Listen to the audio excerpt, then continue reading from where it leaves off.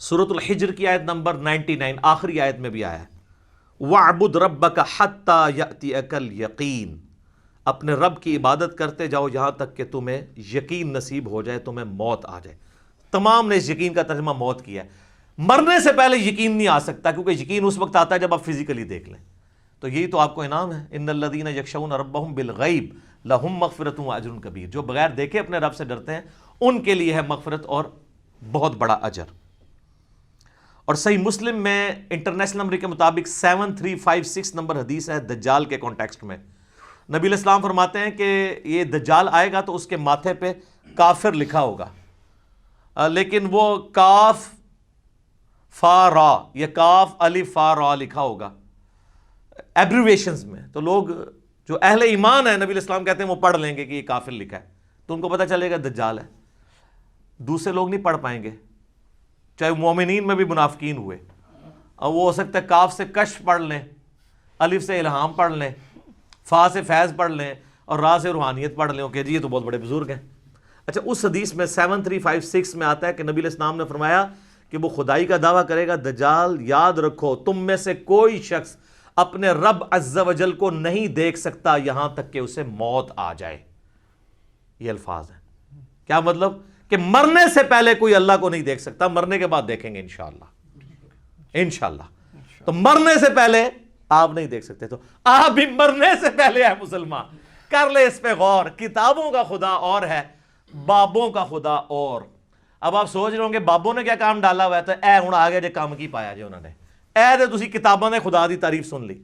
بابوں نے کیا کام ڈالا ہے جناب؟ تذکرۃ الاولیاء شیخ فرید الدین عطار المتوفی 627 ہجری کی کتاب ہے، جو بریلوی اور دیوبندی دونوں چھاپ رہے ہیں، اور کہہ رہے ہیں سارے اولیاء کے حالات زندگی اس میں لکھے ہوئے ہیں، ایسی کو کتاب نہیں۔ اس میں بایزید بسطامی کی معراج لکھی ہوئی ہے، المتوفی 261 ہجری۔ ان کا امام ابو یزید بسطامی اور میرا امام ابو الحسین مسلم بن حجاج القشیری المتوفی 261 ہجری، وہ بھی 261 میں فوت ہوئے ہیں، یہ بھی 261 میں فوت ہوئے ہیں۔ تو وہ کہتے ہیں انہوں نے معراج میں وہ عرش تک پہنچ گئے اور اللہ کو دیکھا، مشاہدہ کیا، اور باقاعدہ چیپٹر ہے بایزید بسطامی کی معراج تذکرۃ الاولیاء میں۔ بخاری مسلم کو چھوڑ کے ان کے پیچھے پڑے ہوئے ہیں، اور یہ آپ کو حوالے اس کے تذکرۃ الاولیاء کے فضائل اعمال میں ملیں گے، فضائل سنت میں بھی، تبلیغی جماعت کی کتاب میں بھی، دعوت اسلامی کی جماعت کی کتاب میں بھی، یعنی دونوں بھاری فرقے بریلوی اور دیوبندی اس کو لے کے چل رہے ہیں۔ پھر کشف المحجوب جو اس سے بھی پہلے لکھی گئی 200 سال پہلے، علی بن عثمان حجویری المتوفی 465 ہجری، انہوں نے کشف المحجوب میں بایزید بسطامی کے بارے میں کلیم کیا ہے کہ وہ جب حج کرنے کے لیے گئے تو پہلی دفعہ گئے تو صرف کعبہ دیکھا، تو کہتے ہیں میرا حج نہیں ہوا۔ اگلی دفعہ گئے تو کعبہ بھی دیکھا اور کعبے کے رب کو بھی دیکھا، تو کہتے ہیں پھر بھی میرا حج نہیں ہوا۔ تیسری بار گئے تو صرف اللہ کو دیکھا، کعبہ ہی غائب تھا، تو ان کا اب میرا حج ہوا ہے۔ فزیکلی دیکھا۔ اگر کہتا نہیں یہ خواب میں دیکھنا ہے، تو سر میرا معصومانہ سوال ہے کہ خواب کا پیکج موسیٰ ابن عمران علیہ السلام کو آفر کیوں نہیں ہوا، جن کو سورۃ الاعراف کی آیت نمبر 143 میں کہا گیا لن ترانی، موسیٰ تو مجھے نہیں دیکھ سکتا، انہوں نے آگے سے توبہ کی۔ تو اگر بازید والا عقیدہ ان کا ہوتا تو کہتے ہیں اللہ توبہ خواب ہی کرا دے، بازید نو تے بائی کرانی ہے نا، کہانیاں، جھوٹ، کوڑ۔ ہن مزہ آیا۔ حضرت ابو ہریرہ نو بھی غصہ آندا سی تو اپنی حبشی لینگویج وچ بولدے سن، کوڑ، پنجابی کہتے ہیں جھوٹ نو۔ اچھا جی، شیخ زکریا کاندلوی نے کتاب لکھی ہے فضائل حج۔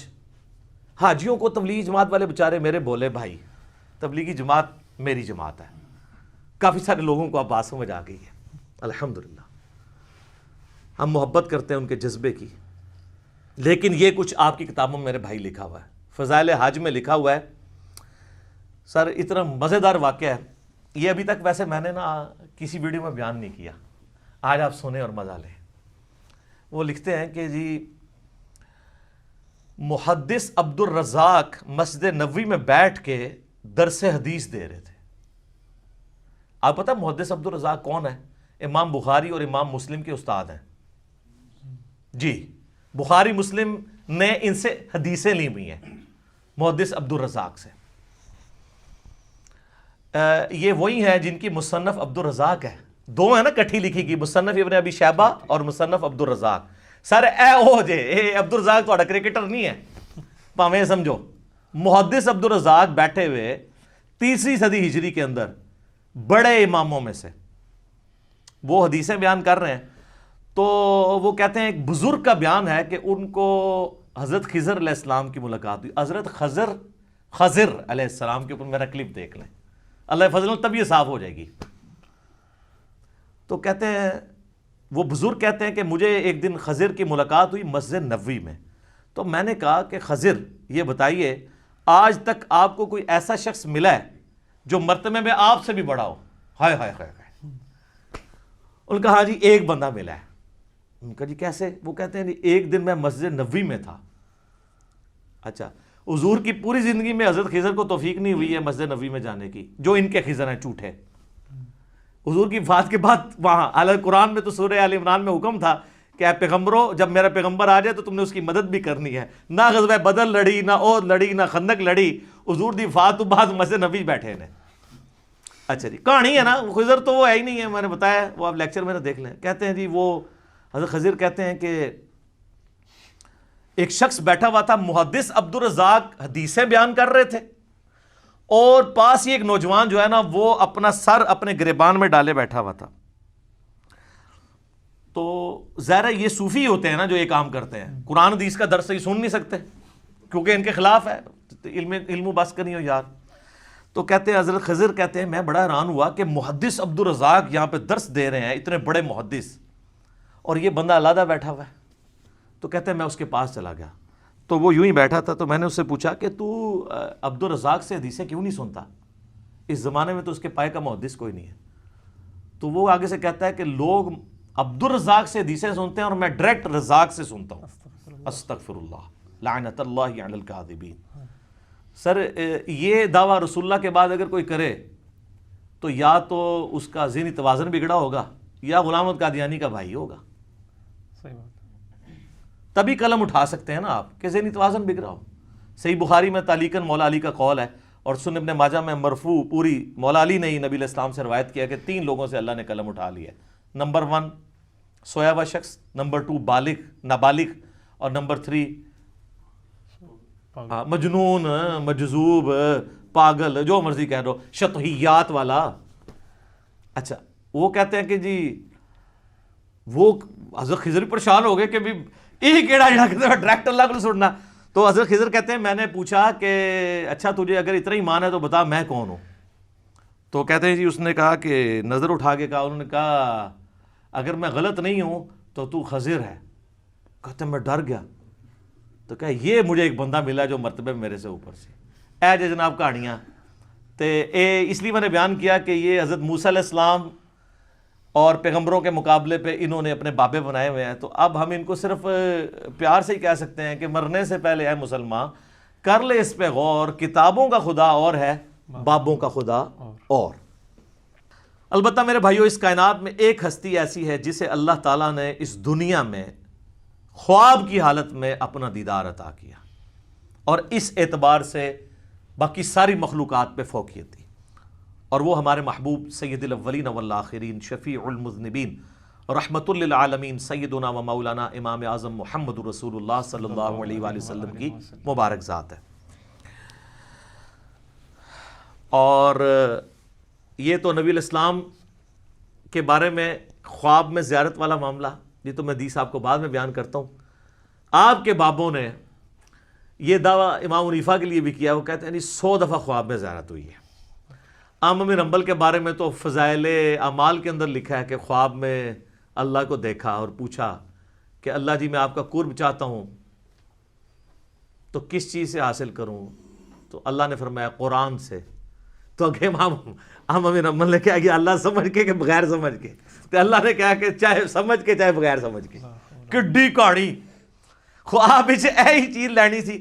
تو سر اس پہ میری 100 نمبر مجلس دیکھ لیں, کتابوں کا خدا اور ہے, بابوں کا خدا اور. میں آج اس کی انجینئرنگ نہیں کرتا, بل یہ فضائل اعمال کے اندر یہ لکھا ہوا ہے فضائل ذکر والے چیپٹر کے اندر کہ امام احمد بن حنبل نے بھی اللہ کو دیکھا ہے خواب میں. بالکل کہانی ہے. اگر یہ کوئی چیز ہوتی تو یہ پیکج موسیٰ علیہ السلام کو آفر ہوتا, جو سورۃ الاعراف کی آیت نمبر 143 میں کیٹاگوریکل ڈینائی آ گیا، لن ترانی، تو نہیں دیکھ سکتا، ٹھیک ہے، فزیکلی تو کوئی دیکھ سکتا، خواب میں بھی صرف نبی علیہ السلام کی خصوصیت ہے۔ اور وہ حدیث ہے میرے بھائیوں جامعہ ترمذی میں انٹرنیشنل نمبر کے مطابق 3235، یہ حدیث مسند امام احمد میں بھی ہے، مشکات المصابی میں 748 نمبر ہے پہلی جلد کے اندر، اور یہاں خواب کا ذکر ہے۔ اور یاد رکھیے گا سورہ الصافات کی آیت نمبر 100 سے لے کے 103 تک آتا ہے نا کہ ابراہیم علیہ السلام کو اللہ نے خواب میں بیٹے کی قربانی کا حکم دیا تھا۔ انبیاء کے خواب وحی الہی ہوتے ہیں۔ بخاری مسلم میں کئی احادیث ہیں کہ نبوت کا 46واں حصہ خواب ہے، نبیوں کو جو خواب دکھایا جاتا ہے وہ ڈیفینیٹلی وحی الہی ہوتا ہے۔ باقی بخاری مسلم میں آتا ہے کہ نبیوں کے علاوہ جو ہے وہ اللہ کی طرف سے بھی ہو سکتا ہے، شیطان کی طرف سے بھی ہو سکتا ہے، نفس کی طرف سے بھی ہو سکتا ہے۔ تو یہ ترمذی میں جو حدیث ہے، مسند احمد میں بھی، مشکات المصابی میں بھی، اور اس حدیث کے ساتھ امام ترمذی نے لکھا ھذا حدیث حسن صحیح، یہ حدیث حسن صحیح ہے۔ اور امام ترمذی نے ساتھ لکھا کہ میں نے اپنے استاد امام محمد بن اسماعیل بخاری، امام بخاری سے پوچھا تو انہوں نے بھی فرمایا کہ یہ حدیث صحیح ہے، اگرچہ بخاری میں نہیں ہے لیکن اس حدیث کو امام بخاری نے بھی صحیح کہا ہے، امام ترمذی نے بھی صحیح کہا، شیخ البانی نے بھی صحیح کہا، شیخ شعیب ارنوت نے بھی صحیح کہا، شیخ زبیر لیزئی نے بھی صحیح کہا رحمہم اللہ اجمعین۔ بڑی لمبی حدیث ہے، میں اکثر بیان کرتا ہوں، جس میں نے وہ دعا بھی آپ کو بار بار کہی ہے کہ یاد کرو، اللہم انی اسألک فعل الخیرات و ترک المنکرات۔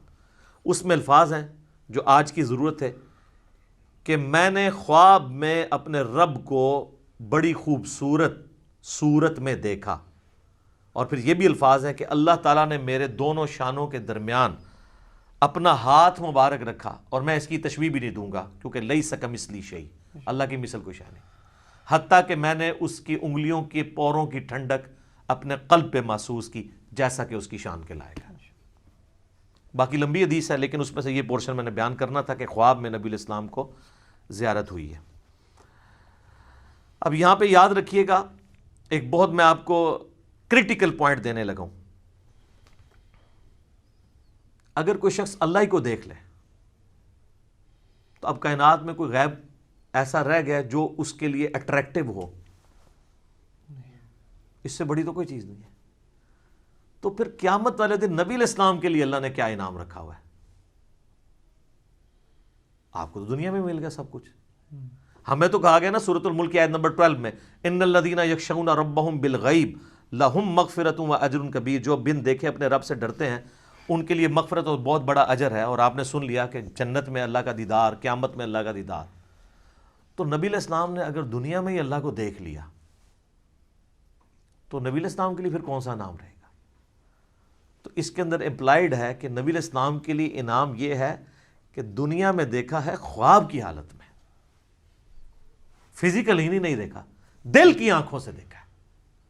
فزیکل دیکھنا ابھی باقی ہے ان کا بھی، وہ حضور کے لیے ابھی بھی غیب کی چیز ہے، تو آپ علیہ السلام کے لیے بھی انعام باقی ہے۔ تو جو لوگ اس دنیا میں حضور کا فزیکل دیکھنا مانگتے ہیں یا شب معراج فزیکل دیکھنا مانگتے ہیں تو ان کے لیے علمی چیلنج ہے کہ پھر بتاؤ کہ نبی علیہ السلام کے لیے قیامت اور جنت میں اور کون سا انعام ہوگا اس سے بڑھ کے، اگر آپ اپنا سب سے بڑا انعام پہلے ہی اویل کر چکے ہیں۔ اور یہ پوائنٹ جس شخصیت نے ہائی لائٹ کیا ہے میں اس کا کریڈٹ اسی کو دیتا ہوں، مولانا اسحاق صاحب رحمہ اللہ تعالی، المتوفی 213 عیسوی مطابق 28 اگست 2013، انہوں نے یہ چیز ہائی لائٹ کی تھی، اور یہ میں نے نہ آج تک کسی کتاب میں پڑھی نہ کسی اسکالر سے سنی۔ اسکالر نے بیچارے نے کیا بیان کرنا ہے، یہ مولانا اسحاق کو کریڈٹ جاتا ہے کہ انہوں نے یہ ایسا علمی، آپ کہتے ہیں وہ جس طرح وہ تاش میں کہتے ہیں نا یکا پھینکنا، کہ بتاؤ کہ اگر حضور نے بھی اللہ تعالیٰ کو فزیکلی دیکھ لیا جو تمہارا کلیم ہے تو حضور علیہ السلام کے لیے تو اب کوئی چیز نہیں رہے گی باقی۔ تو خواب میں ہی دیکھا، فزیکلی نہیں دیکھا، شب معراج بھی دیکھا تو پردے میں دیکھا، فزیکلی نہیں دیکھا۔